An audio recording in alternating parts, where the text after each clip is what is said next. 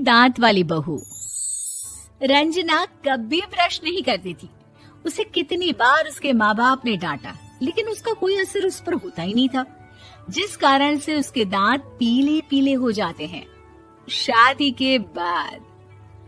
अरे बहू, वैसे तो तुझ में कोई कमी नहीं है, पर तेरे दांत इतने पीले कैसे हैं बेटा? कैसे मतलब? कोई सर्जरी थोड़ी ना कराई है। वो तो क्या नाम, मैं ब्रश नहीं करती थी तो पीले हो गए। अब क्या करूं? आप कहें तो लाल करवा लूं या फिर काले? यार ये क्या है, क्यों माँ से लड़ रही हो? लड़ रही हूँ? अरे मैं लड़ रही हूँ या ये बोल रही है कि दांत पीले हैं, पीले। अरे तपस्या थोड़ी ना की है इन्हें पीले करने के लिए। बकायदा ब्रश नहीं किया है 20 साल तक, तब जाकर। छी, कैसी बात कर रही हो? ये उस वक्त तो पीले नहीं थे जब हम लोग तुम्हें देखने आए थे। अरे तब साफ करवा लिया होगा डेंटिस्ट के पास जाकर।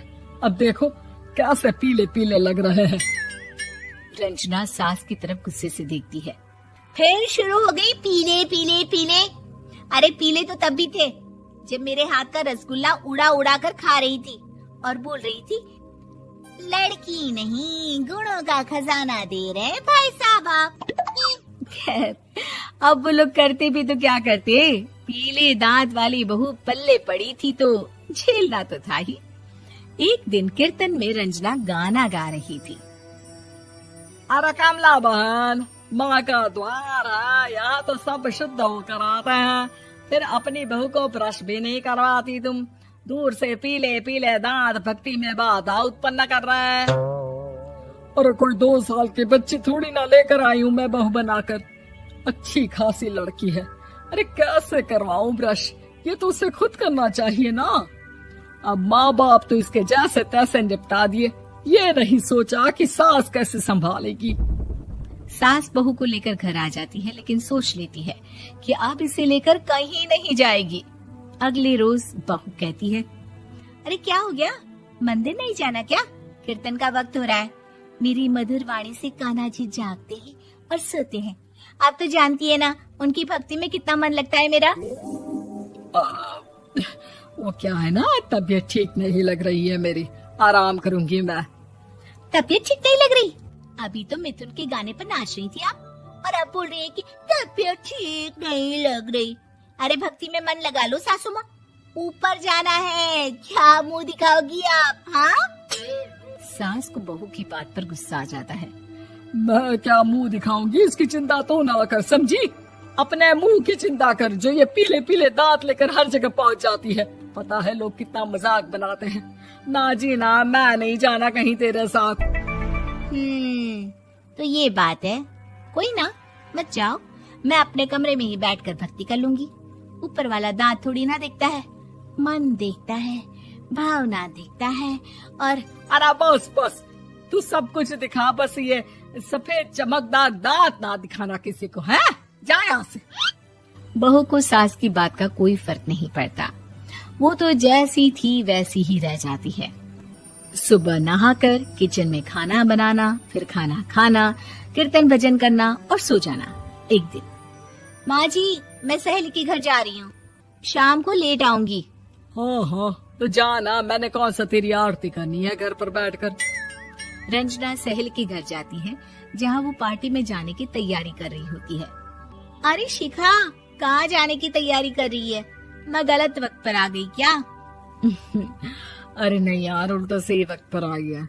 मैंने ये साड़ी और ज्वेलरी निकाली है यार, शाम को इनके ऑफिस की एक पार्टी में जाना है।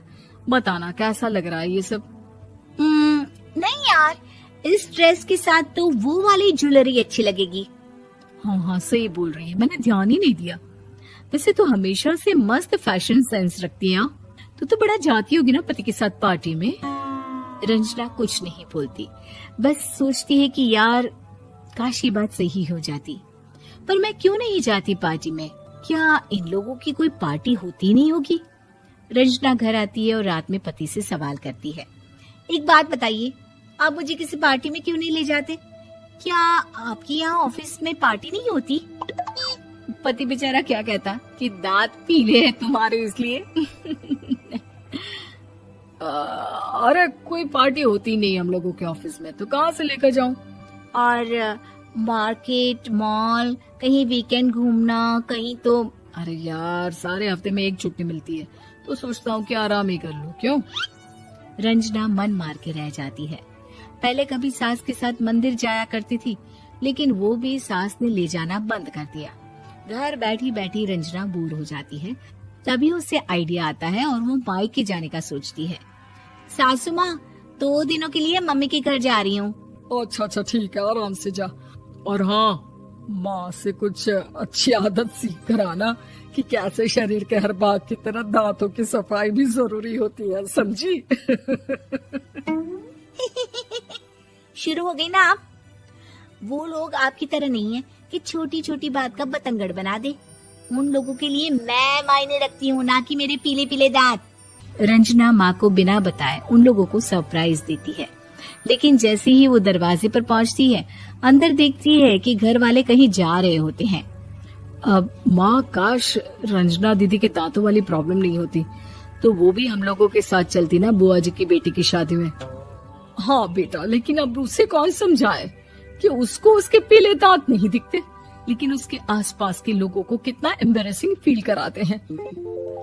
मुझे तो कितनी बार उसके स्कूल की टीचर ने शिकायत की कि उसके साथ कोई लड़की बैठना भी नहीं चाहती, और ना ही कॉलेज में कोई उससे बात करना चाहता था। लेकिन पता नहीं क्यों उसे ये बात समझ में ही नहीं आती। कोई कमी नहीं है उस लड़की में, बस यही कि दांत पीले हैं। वो तो भला हो जीजा जी और उनकी माँ का, जो दीदी को जैसी है वैसे ही रखा हुआ है। रंजना को अपने घर वालों की बात सुनकर बहुत दुख होता है। वो सोचती है कि वो क्या करे, लेकिन फिर वो सीधा डेंटिस्ट के पास जाती है, अपने दांत चमकाती है और कसम खाती है कि वो रोज ब्रश करेगी। अरे क्या हो गया? तुम तो 2 दिनों के लिए गई थी ना, पर कोई ना, अच्छा है, चलो आ गई तो। रंजना सास के सामने आकर खड़ी हो जाती है और पूरी स्माइल करती है, उसके चमकदार दांतों को दिखाती हुई। हैं? चले मंदिर? माँ, मुझे माफ कर दीजिए, मैंने आप लोगों को बहुत एम्बैरेसिंग फील करवाया। मैं आज से रोज ब्रश करूंगी।